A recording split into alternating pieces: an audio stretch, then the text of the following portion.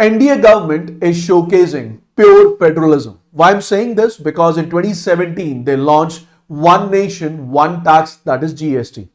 Subsequently, we witnessed One Nation, One Ration card, and current achievement is One Nation, One subscription, which we are going to discuss in this video. Obviously, before I start my discussion on One Nation, One subscription, the entire nation is also looking forward for the fourth one, that is One Nation, One election. Let's see what happens. We will be discussing that in the near future, but today's agenda is to discuss about One Nation, One subscription. What all things we are going to discuss in today's session. First of all, I will let you know what exactly One Nation, One scheme is. Once we are clear with the term that what is One Nation, One subscription scheme, we will be moving ahead. And secondly, I will be discussing with you what actually was the need behind introducing One Nation, One subscription. Third question which I will be answering is how will the One Nation, One subscription scheme is going to work. Fourth, we will be discussing how much money is government going to spend on this particular scheme as per the current fund allocation. Moving on to the fifth question, I'll answer the question, what benefits does the scheme provide to students, not only students, but to the faculty members as well as to the higher educational institutions. Lastly, we'll answer the question, which publication will be available on this particular subscription model. Before I answer these questions, trust me guys, these are the 6 important areas which can be asked in the examination from this particular scheme, and after watching this video, you will be in a scenario to answer all these questions, and that too in much detail. So let's begin the discussion without any further delay. This scheme is basically related to the researchers. What I'm trying to say, the moment you clear your examination, I would say the entrance exam, and you step into the world of research as a PhD scholar or maybe as a research associate, you intend to learn much or more from the already researches which has been done. That means you try to gather more and more information related to your research and the connected areas from the already published research papers. But these generals are not very widely available, and in order to access this information, it's quite tough, especially at a student level. But in order to overcome this problem, One Nation, One subscription model has been launched. What is this? Union Cabinet on Monday, that is on 25th of November, has approved One Nation, One subscription model, and this One Nation, One subscription model will provide access to the higher education institutions to a particular, I would say, bank where we have all the journals at one area at one point. So all the higher education institutions, they can access n number of journals at that particular point itself, which is going to be really very beneficial. How it's going to be beneficial, we will be discussing that. Second point is, government is targeting to provide this service to around 6,300 government-run institutions in the country, where they will be getting an access to 13,000 plus scholarly journals, or I would say you will get an access to 13,000 journals, research papers under a single platform. Along with this particular scheme is trying to revamp the picture of higher education institution in the country by designing a subscription model, where by entering into a single subscription model, the entire higher education institution will be in a position to access 13,000 plus journals at one stop itself. So this is basically a central sector scheme, which means the entire funding in this particular scheme is going to be done by the central government, that means by the union government, and the fund allocation which has been done for this scheme is 6,000 crore rupees. So this amount is going to be spent on this particular scheme for next 3 calendar years, that is 2025, 2026 and 27. I hope you understand. Calendar year basically means 1st January to 31st December. Financial year basically means 1st April to 31st March. Last but not the least is the point, that is the bill was introduced and finally the bill has been passed by the parliament and cabinet approval has been given, and 6,000 crore rupees has been sanctioned until 2027. Now you can you can connect one nation, one subscription to JSTOR. This basically stands for journal storage.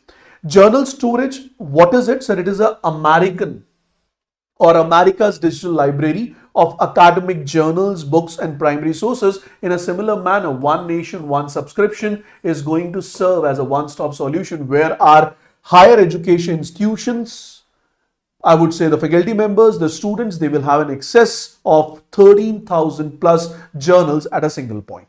Moving on to the next point.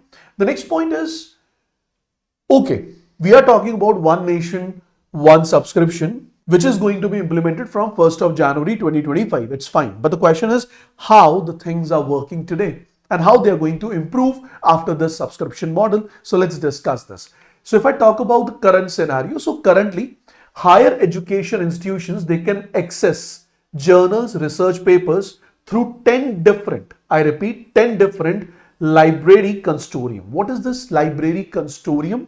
Library consortium basically means when more than, greater than or equals to 2 libraries, they come together and they sign an agreement that they will be pooling in their resources and making their resources or their content available to the public. That is basically known as library consortium.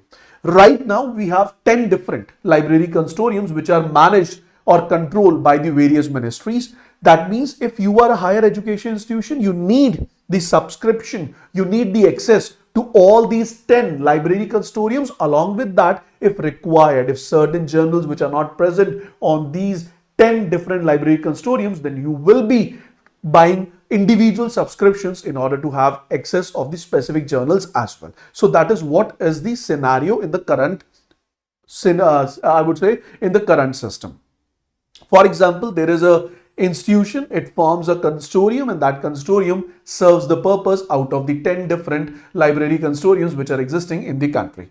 According to the government data, roughly 2,500 higher education institutions, they can access 8,100 journals through this particular 10 library consortiums as well as individual subscriptions. But the aim is to provide services to the 6,300 higher education institutions and give them the access of 13,000 plus journals in the economy. Moving on to the next point, this step is a game changer as mentioned by Narendra Modi ji in his post on, I would say, X. We all know that X is nothing but the new name of Twitter.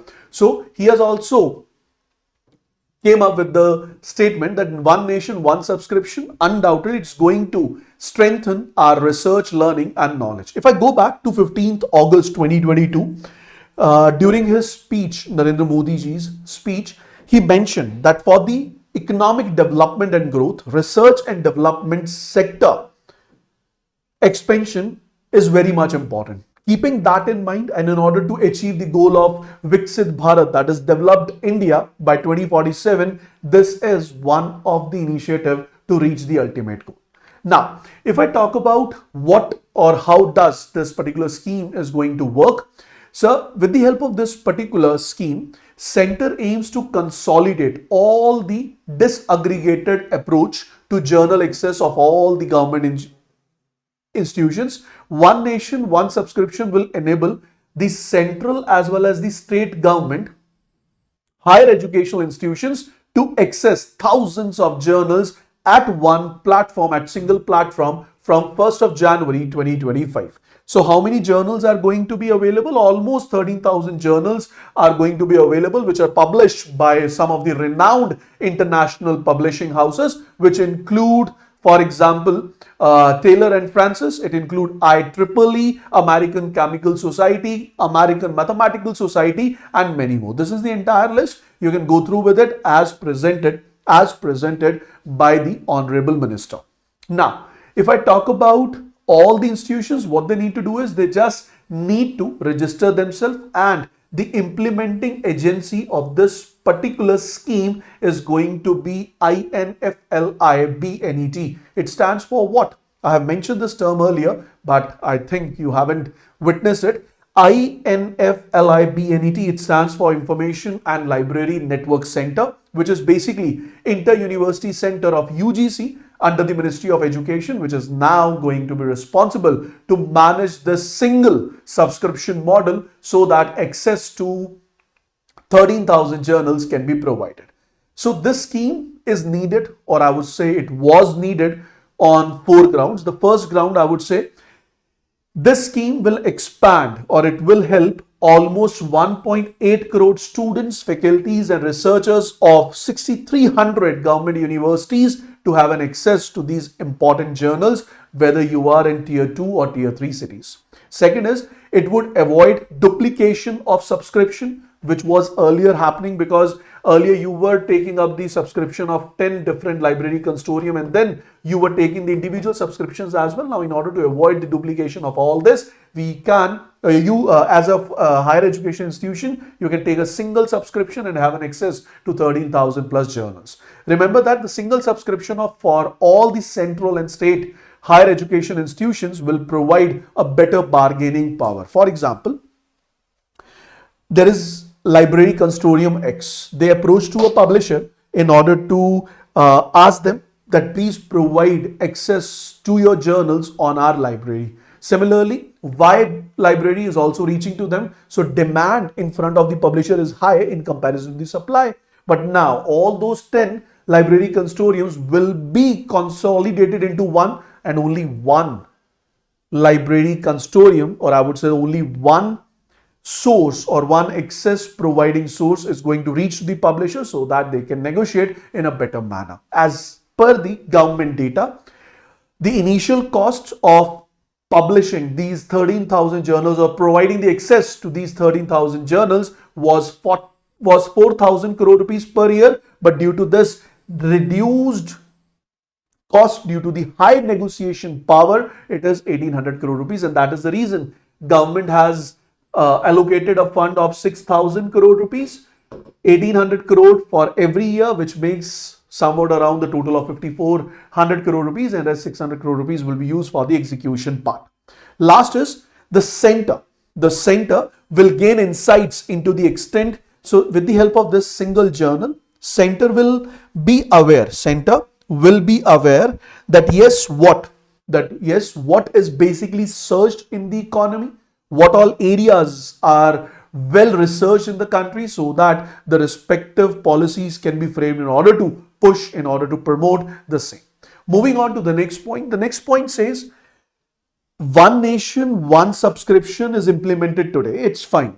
But this is not a very new concept. This concept was in news from past few years when it was conceptualized. So basically it was conceptualized during National Education Policy 2020.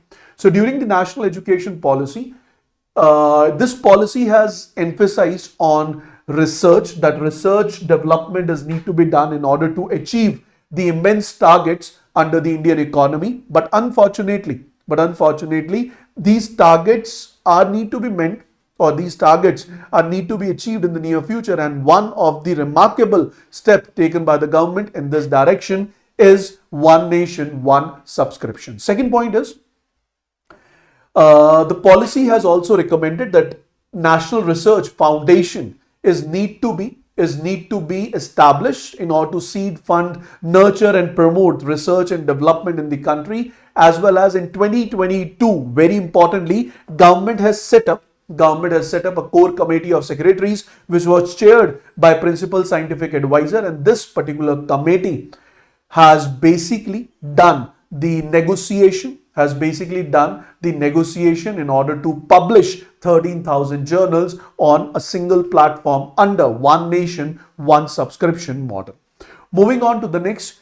After this, what is going to happen? So this is the, I would say, initiative which has been taken from 1st January 2025. It's going to be implemented. Now, what is going to change after this implementation? Then I would say the next step is central government will negotiate article processing charges with the journal publishers. Now, central government will negotiate with the journal publishers on the article processing charges, as well as it will be beneficial for the government, because government can negotiate strongly and government can have better access. Government can have better access of these journals over one single destination. Secondly, not only it is beneficial for government, it is beneficial for Indian, I would say, publishers as well, because Indian publishers, they were also paying around 380 crore rupees. They were paying around 380 crore rupees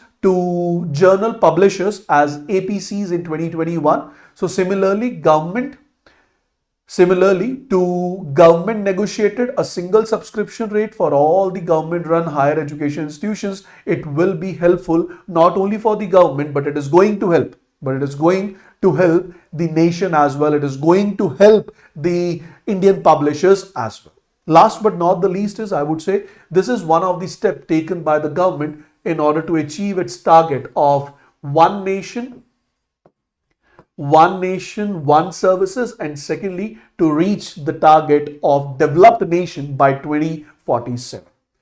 So if I conclude, if I give you the key highlights, what you can do is quickly you can take a screenshot. This is what is going to be asked in the examination, or I would say this is what I have explained you in the last 10 minutes. Just take the screenshot. This is going to be your key highlights which you need to remember. I quickly discuss these key highlights with you. Cabinet has approved one nation, one subscription, which is going to be a central sector scheme. It's not centrally sponsored scheme. Remember that. Second point is, this scheme is going to be administered through a simple, user-friendly and fully digital process. So entire scheme access is going to be through digital process as we discussed. Government is going to spend 6,000 crore rupees for next 3 calendar years, 2025, 26, 27. This is going to enhance the R&D sector of the Indian economy, and it will improve research sector, or it will improve the research segment of the higher education institutions. Last but not the least is, so this entire subscription platform is going to be coordinated by Information and Library Network. Very, very important. Information and Library Network. What is this? So it is basically an autonomous inter-university center for University Grants Commission. So this is Inter-University Center for UGC, which is an autonomous inter-university center, and it stands for what? It stands for Information and Library Network. Last but not the least is, so this particular scheme is going to benefit approximately 1.8 crore students of 6,300 government institutions. Remember that. So we are waiting for the implementation of one nation, one subscription, which is going to be implemented under Department of Higher Education, and the I would say the organization which is going to implement it, that is Information and Library Network, which is autonomous inter-university center of UGC, that is University Grants Commission. So I hope after watching this video from past 17-18 minutes, now you must be confident to answer few of the questions. First is, now you know what exactly one nation, one subscription scheme is. Now you know what was the need behind introducing this particular scheme. Thirdly, you also know that how this scheme is going to work. Next is, how much money will the government spend on this scheme? 6,000 crore next 3 calendar year. You also know that how many students, approximately 1.8 crore students, 6,300 government institutions are going to be beneficial. And lastly, how many publication journals are going to be available? So top 30 international publication journals are going to be available on this particular platform. If you are watching this video for the very first time, you are watching this channel for the very first time, then obviously I would request you to subscribe the channel, hit the like button, share the video with your friends, and do not forget to hit the bell icon so that you can get the notification for all your upcoming sessions. But before I leave, I have a very important information to make.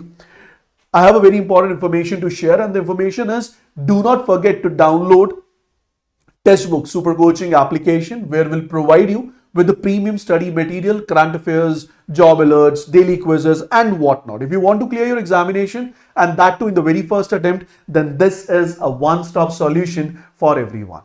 If you want to clear your RBI Grade B examination, and that too in the very first attempt, do join our RBI Grade B 2025 Lakshya batch. The batch is already live. Go check and enroll yourself in order to assure your selection in the very first attempt. But before I leave, I have a very important point to share, and that is I'm giving you a homework. What homework I'm trying to give you is, guys, you all know that schemes are really very important for all your upcoming examinations. Do comment in the comment section which scheme you want to discuss or you want me to discuss in the next video, and I will be discussing that scheme with you in much detail, and even I will be discussing all the questions which can be framed from that particular scheme. And the moment you are clear about those questions, you can answer all the questions in the examination, which will assure your selection in RBI Grade B 2025 examination. So that will be all, guys. We'll catch you in the next session. Good luck. God bless you all. See you soon. Bye-bye.